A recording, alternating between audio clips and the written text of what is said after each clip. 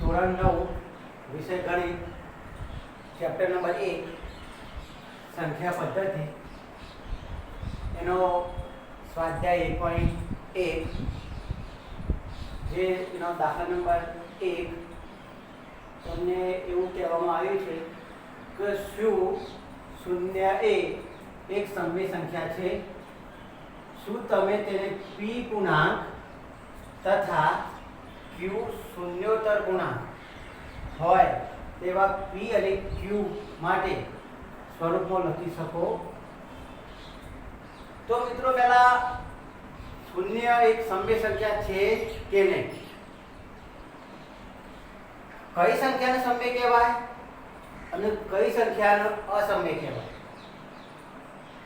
તો પહેલા અગાઉ આપણે શીખ્યા હતા કે p છે q સ્વરૂપ. તમે જે સંખ્યાને p છે q સ્વરૂપ દર્શાવી શકો એને સમય સંખ્યા કહેવાય. તો મિત્રો શૂન્ય એક સમય સંખ્યા છે કે નહીં એ જાણવું હોય એ પહેલા તમને કેટલાક ઉદાહરણ આપી દઉં.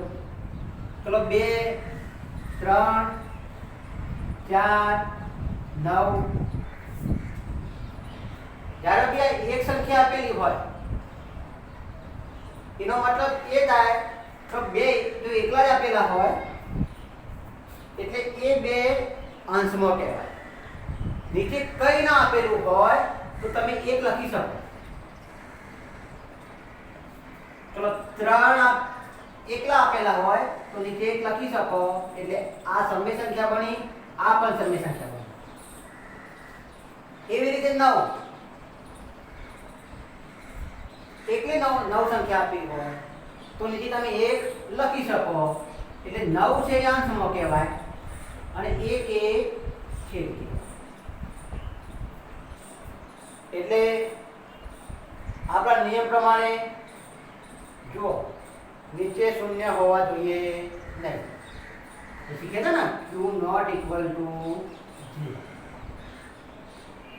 બીજા નંબરે શીખ્યા હતા કે q belongs to n. q હંમેશા n માં હોવો જોઈએ અને p belongs to z. એટલે કે અંશ હોય એ પૂર્ણાંક સંખ્યામાંથી હોવો જોઈએ. એટલે શૂન્ય બી હોય, ધન બી હોય અને ઋણ પણ હોઈ શકે. તો મેં તમને હાલ જે વાત કરી કે જે એકલા છૂટા છવાયા અંક આપેલા હોય એ હંમેશા એમનું સ્થાન અંશમાં જ કહેવાય. તો માત્ર શૂન્ય આપેલું હોય એ પણ એકલો જ કહેવાય. માટે શૂન્યનું સ્થાન કયું કહેવાશે? અંશમાં. નીચે આપણે એક લખી શકીએ તો આ સમય સંખ્યા કહેવાય. શું કહેવાય? સમય સંખ્યા કહેવાય. કેમ? q નોટ ઇક્વલ ટુ 0 એટલે છેદમાં 0 નથી. Okay. q belongs to n એટલે છેદ હંમેશા n માંથી હોવો જોઈએ. તો એ પણ ઓકે કારણ કે નીચે એક ધન સંખ્યા છે. પછી p belongs to z એટલે p ધન હોય, ઋણ પણ હોઈ શકે અને શૂન્ય પણ હોઈ શકે. તો ઉપર આપણે અંશમાં z લેવાનો હતો એ આપણે શૂન્ય પણ લઈ શકીએ. માટે આપણો જવાબ શું હશે કે શું શૂન્ય ને એક સમય સંખ્યા છે? તો આપણો જવાબ શું હશે? હા, શૂન્ય એ સમય સંખ્યા છે. કારણ કે નો જે છેદ જે છે એ શૂન્ય એટલે કે શામાંથી લેવામાં આવેલો છે? z માંથી. અને q એ શામાંથી લેવામાં આવેલો છે? નીચે કઈ ના મૂક્યું હોય તો એક મૂકી શકે. એટલે શૂન્ય એક સમય સંખ્યા છે. મિત્રો એક બીજો અગત્યનો તમને ટોપિકની ચર્ચા કરી દઉં.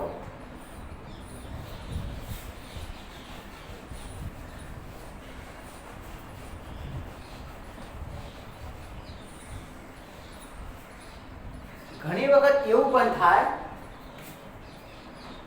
કે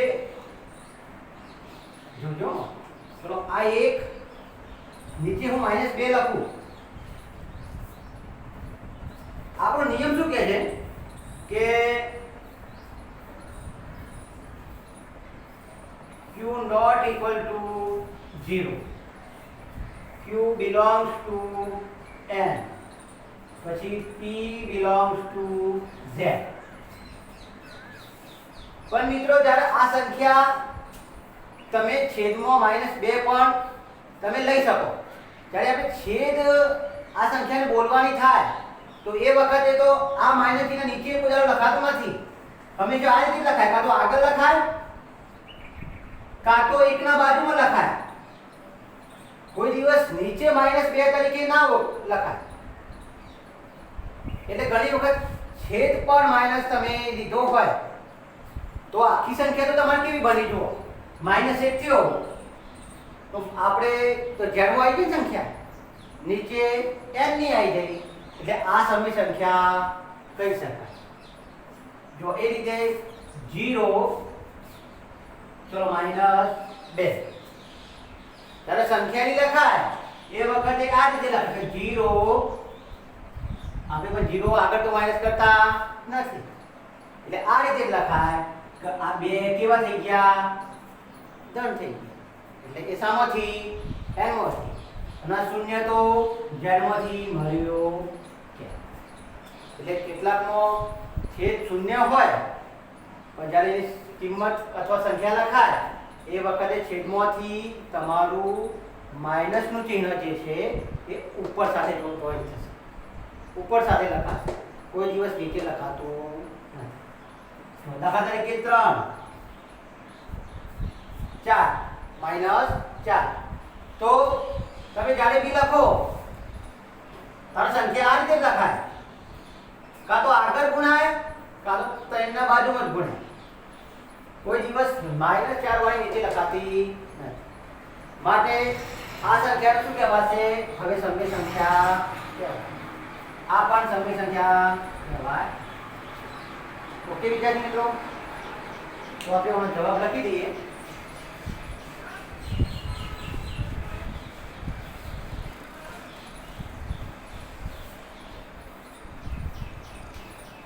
ચલો જવાબમાં હશે 0 ને સમય સંખ્યા કહેવાય. ઓકે ચલો p પૂર્ણાંક તથા q શૂન્યોત્તર પૂર્ણાંક. શૂન્યોત્તર પૂર્ણાંકનો અર્થ એ થાય કે નીચે શૂન્ય સિવાયની. શૂન્યોત્તર પૂર્ણાંક એટલે શૂન્ય સિવાયની. તેવા p અને q સેટ માટે સ્વરૂપમાં લખી શકાય તો હા. ચલો 0 નીચે 1 મૂકી શકાય, ચલો 0 નીચે 2 પણ મૂકી શકાય. તો સ્વરૂપ તો લખી શકાય ને 0 નીચે 3, 0 નીચે 4. ચલો માઈનસ પણ લખી શકાય 0 નીચે -5. જ્યારે કિંમત લખવાની થાય તે વખતે આ માઈનસ ઉપર જતા રહેશે ને નીચે કેટલા રહ્યા 5. ઓકે વિદ્યાર્થી મિત્રો, તમે માઈનસ ભલે લખો. આપણે નિયમમાં નીચે n કોઈ દિવસ જ્યારે સમય સંખ્યા લખવાની થાય એટલે આ -5 એ હંમેશા માઈનસ ઉપર જ લખાય, કાં તો વચ્ચે લખાય કાં તો ઉપર લખાય, નીચે લખાતું નથી. એટલે જ્યારે બી સંખ્યા લખાય એટલે 0/5 આવું લખાય તો આ સમય થઈ જાય ને. નીચે છેદ 5 0 અંશ એટલે આ સમય સંખ્યા કહેવાય. તો આપણે શું કર્યું? કોઈ પણ સંખ્યા હોય કે સમય છે કે નહીં એ નક્કી કરી શકાય અને p અને q સ્વરૂપો પણ લખી. ઓકે વિદ્યાર્થી મિત્રો, હવે આગળનો ટોપિક.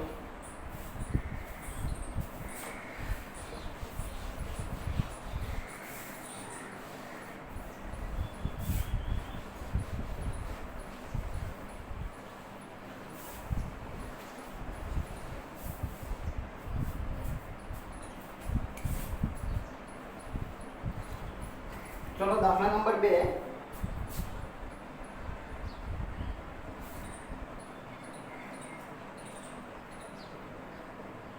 ત્રણ અને 4 વચ્ચેની 6 સમય સંખ્યાઓ શોધો. હવે મિત્રો તમને એવું થાય કે છેદમાં તો કોઈ સંખ્યા આપેલી નથી, તો આ સમય સંખ્યા કેવી રીતે કહેવાય? મેં તમને અગાઉ કીધું કે કોઈ સંખ્યા અંક એકલો આપેલો હોય એ હંમેશા અંશમાં હોય. નીચે છેદ આપેલો ના હોય તો તમે નીચે 1 લખી શકો. તો જુઓ પહેલા આપણે સંખ્યાઓ લખી દઈએ. નીચે 1, ચલો આના નીચે પણ 1. હજી સમય સંખ્યા ઓકે. હવે તમારે કેટલી સમય સંખ્યા શોધવાની છે? 6. તો તમારે જેટલી સમય સંખ્યા શોધવાની કીધી હોય એમાં 1 ઉમેરી દેવાનું. તો 6 + 1 એટલે કેટલા થશે? 7. શું કરવાનું? જેટલી સમય સંખ્યા શોધવાની કીધી હોય એમાં 1 ઉમેરી દેવાનું. એટલે 6 હતા એટલે 6 + 1 = 7. ચલો હવે શું કરવાનું?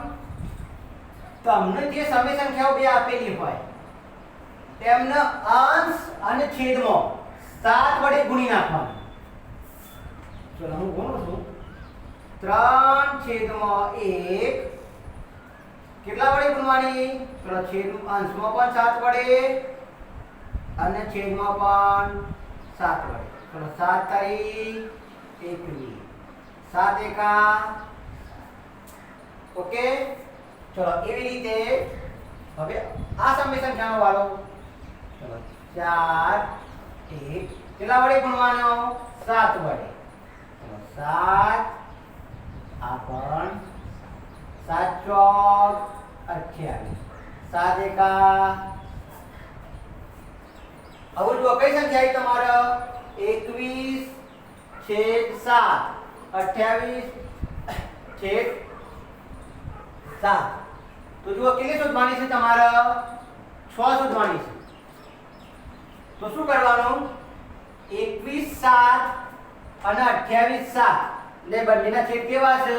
સરખા. તમારે 21 અને 28 વચ્ચેની સંખ્યા લખવાની. ચલો 21 પછી કેટલા આવશે? ચલો 22 નીચે 7. ચલો કેટલા?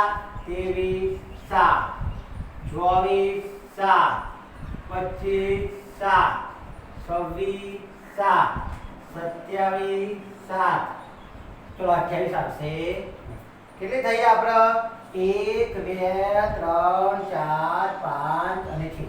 હજી વિદ્યાર્થી મિત્રો કેટલી શોધવાની હતી આપણે? 6 સમય સંખ્યા શોધવાની. તો મિત્રો ફરીથી એક વખત જોઈ લઈએ. તમને આની જગ્યાએ કોઈ પણ અંક આપેલો હોય, 5 અને 6 આપેલા હોય, વચ્ચે તમને ગમે તેની સંખ્યા શોધવાની કીધી હોય. જો અહીં 6 સંખ્યા શોધવાની કીધી છે તો એમાં શું કર્યું તમે? 1 પ્લસ કરી દીધા. 6 + 1 = 7. હવે શું કર્યું? ત્રણના નીચે કઈ નતા એટલે 1 મૂકી દીધા. 4 ની નીચે કઈ નતા એટલે 1 મૂકી દીધા. પહેલી સમય સંખ્યા કેટલા વડે ગુણ્યા? 7 વડે. અંશ અને છેદ. ચલો બીજી સંખ્યામાં 7 વડે અંશ અને છેદ. કેટલો જવાબ આવ્યો તમારે? 21/7, 28/7. તો કેટલી સમય સંખ્યા શોધવાની હતી? વચ્ચેની. એટલે કે 21/7 અને 28/7 વચ્ચેની 6 સમય સંખ્યા શોધવાની. તમે શું કર્યું? ખાલી ક્રમમાં લખી દીધું. 21 અને 28. 21 પણ ના આવવા જોઈએ અને 28 પણ આવવા જોઈએ. એટલે 22/7, 23/7, 24/7, 25/7, 26/7 અને 27/7. ઓકે વિદ્યાર્થી મિત્રો.